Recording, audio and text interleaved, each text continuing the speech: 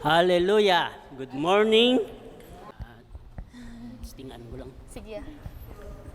Thank you for all donators and supporters of this ministry. Remnant Warrior. All your support is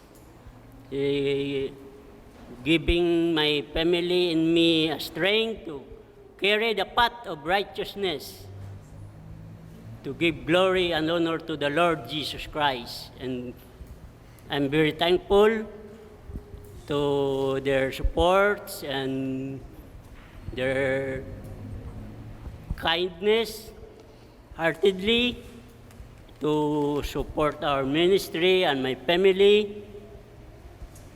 Even my situation is not hesitate to give. Love even is not in Christmas Day. Every day, I'm very thankful in Jesus' name. So, I have nothing to give back to them, but I always pray to the Lord every day to receive the fire of the words of the Lord in Psalm 23. The Lord is our shepherd.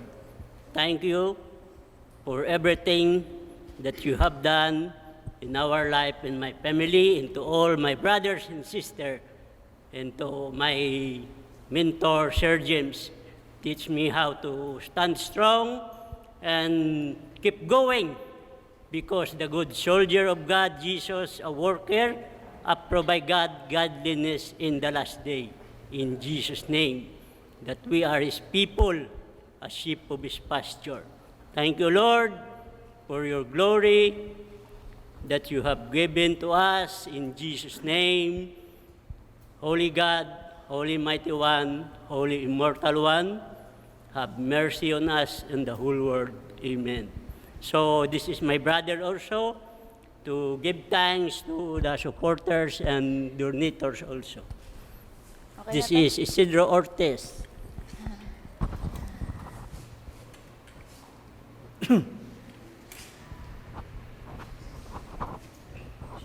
Mayong nga kastanan, Good morning, everyone.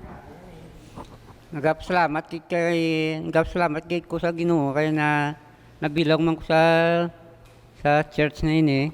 I also thank the Lord because I belong in this ministry. Tungod sa ministry na ini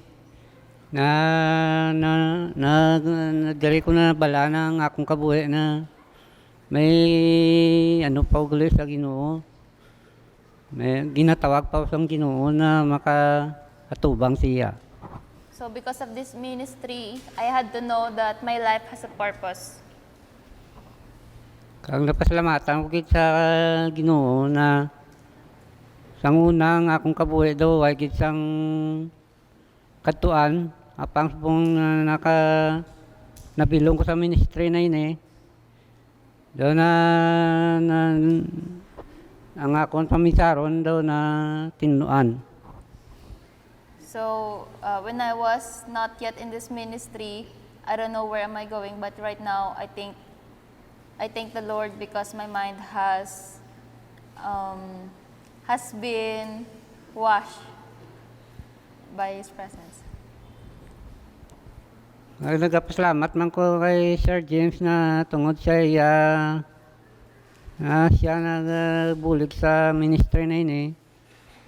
Madamo pa sang tao na nakaibalo sang pulong sang Ginoo. So I thank the Lord for the life of Sir James. Because of his life, he helped us to know the Word of God. Nagpasalamat man ko sa mga